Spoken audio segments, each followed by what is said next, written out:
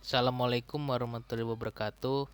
Saya Denny Kurniawan selaku perwakilan dari tim KKN ITERA kelompok 224 ingin menjelaskan mengenai materi fisika kelas 12 ya, yaitu arus bolak-balik itu atau arus AC.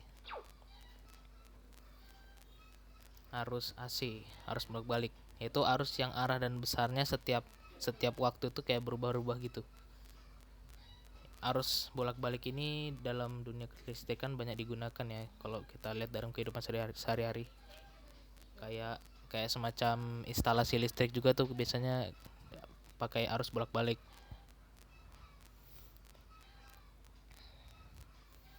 Nah, kurang lebih seperti ini nih gambaran mengenai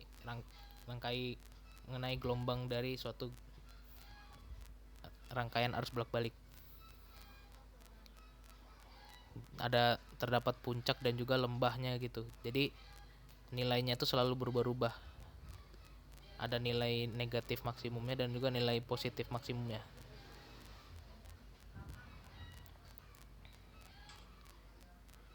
Untuk persamaan tegangan dari suatu arus bolak-balik itu V sama dengan Vm sin omega T, yang dimana V itu sendiri itu sebagai tegangan AC-nya bersatuan volt, dan juga Vm itu tegangan maksimum bersatuan volt juga.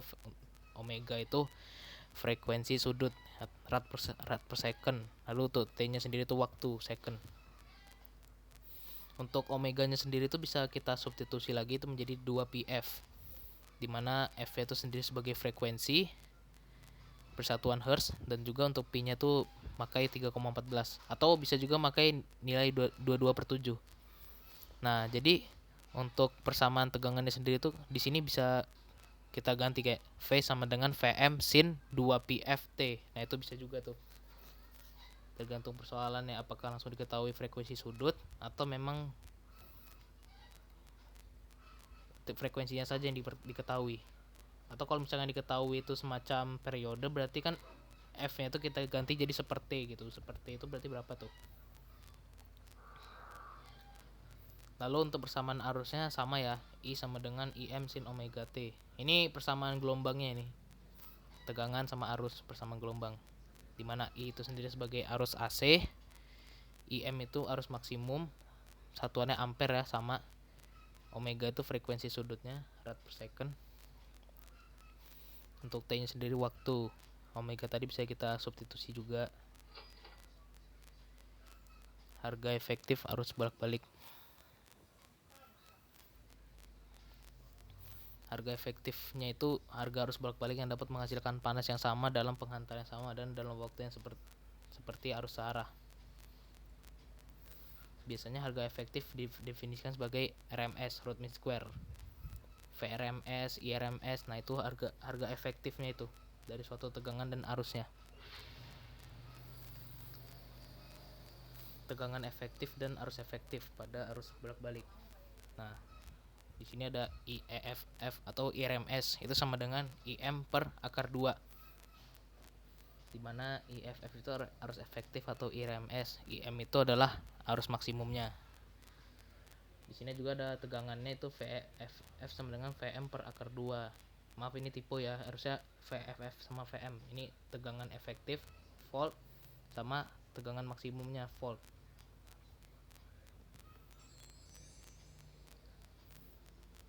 Selain ada tegangan dan arus efektif, ada juga tegangan rata-rata dan arus rata-ratanya pada arus bolak-baliknya itu sendiri. Besar AC itu kan memiliki arah dan besar yang berubah-ubah gitu kan, sesuai grafik sinusoidalnya. Maka nilai rata-ratanya dapat kita hitung juga dengan cara tegangan rata-rata sama dengan 2 dikali tegangan maksimum dibagi sama pi-nya. Lalu untuk arus rata-ratanya itu sendiri berarti 2 dikali arus maksimum dibagi nilai pi-nya. Dimana V rata itu tegangan rata-rata, Vm adalah tegangan maksimal, I rata-rata adalah arus rata-rata, Im adalah arus maksimal, dan pi-nya itu adalah bernilai 3,14 atau 22/7. Nah, di dalam rangkaian arus bolak-balik juga itu terdapat nilai dayanya juga gitu, sama seperti pada rangkaian arus searah, yang dimana rumusnya itu sama dengan, yaitu P sama dengan R dikali I RMS kuadrat atau I efektif. P-nya itu sendiri adalah nilai dayanya. Untuk R-nya itu juga adalah hambatannya. IFFF itu arus efektifnya atau IRMS. Ini resistor dalam rangkaian AC atau kita biasanya rangkaian resistor dalam rangkaian AC. Kalau dalam resistor dalam rangkaian AC ini bentuk gelombang sinusoidalnya tidak mengalami perubahan fasa ya pada tegangannya gitu, tidak saling mendahului atau saling meninggalkan. Ini kurang lebih bentuk rangkaiannya. Persamaan resistor dalam rangkaian AC. Untuk persamaan tegangannya itu sama seperti persamaan tegangannya sebelumnya, yaitu VT sama dengan IM dikali R sin omega T.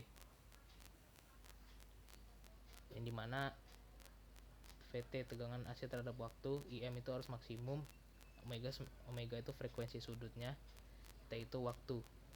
Dan juga ada hambatan. Kalau di persamaan sebelumnya kan VT sama dengan VM sin omega T. Nah, VM itu sendiri kan kayak pada rangkaian arus searah itu kan V sama dengan I kali R. Berarti VM sama dengan IM kali R. Nah, itu berarti sama, istilahnya hanya disubstitusikan saja. Lanjut. Di dalam rangkaian resistor juga ada persamaan dayanya juga, yaitu P sama dengan I kuadrat R, sama seperti rumus pada rangkaian arus arah. Tapi karena ini rangkaian arus bolak-balik, kita substitusi menjadi I kuadrat itu persamaannya kan IM sin omega T, sama-sama dikuadratkan saja. Berarti jadinya IM kuadrat sin kuadrat omega T dikali R, menghasilkan suatu persamaan daya, dimana P itu sendiri ada daya, satuannya adalah watt, IM itu sendiri adalah arus maksimum, omega itu sendiri adalah frekuensi sudutnya, dan T adalah waktu. R-nya juga adalah hambatannya.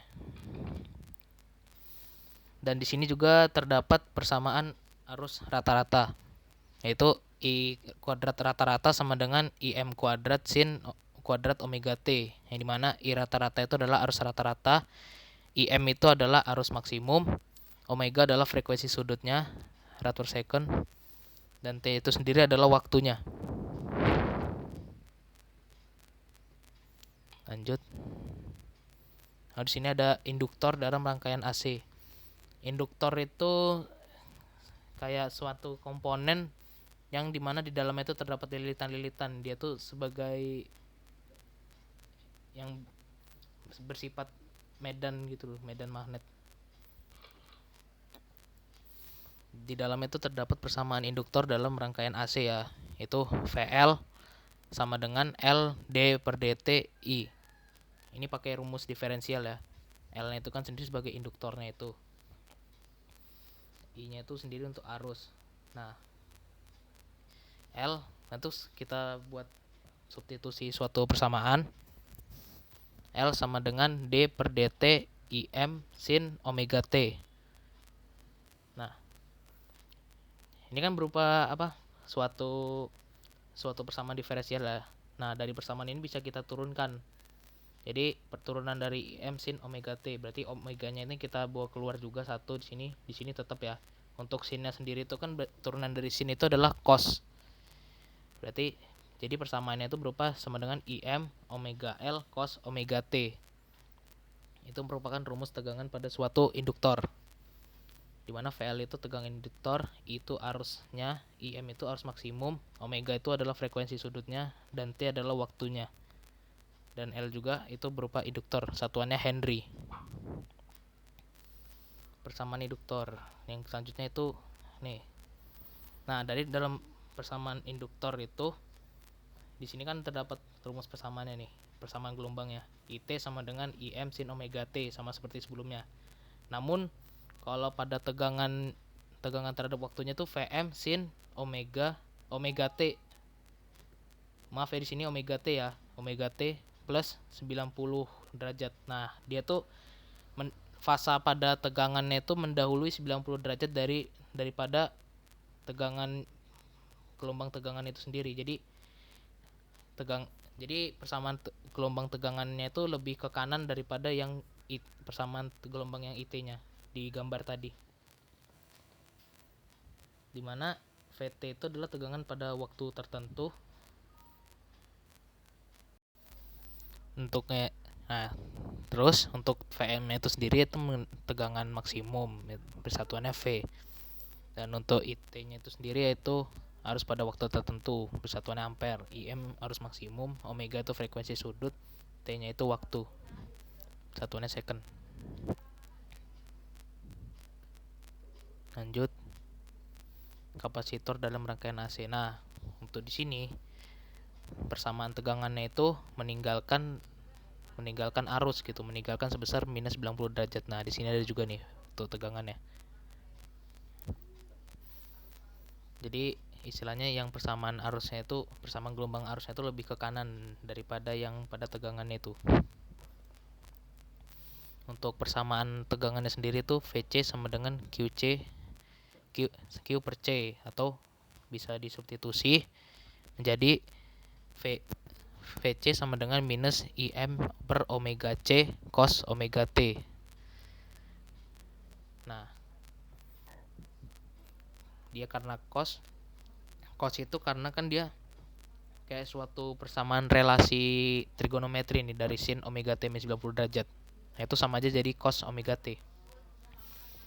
Mau yang ini pun sama aja sebenarnya. Ini sama dengan, berarti ini IM per omega C sin omega T minus 90 derajat. Itu dimana VC itu sendiri tuh kayak tegangan kapasitornya dalam bentuk volt. Q itu muatan yang persatuannya itu kolom. IM itu arus maksimum, satuannya ampere. Untuk omeganya itu frekuensi sudut, rad per second.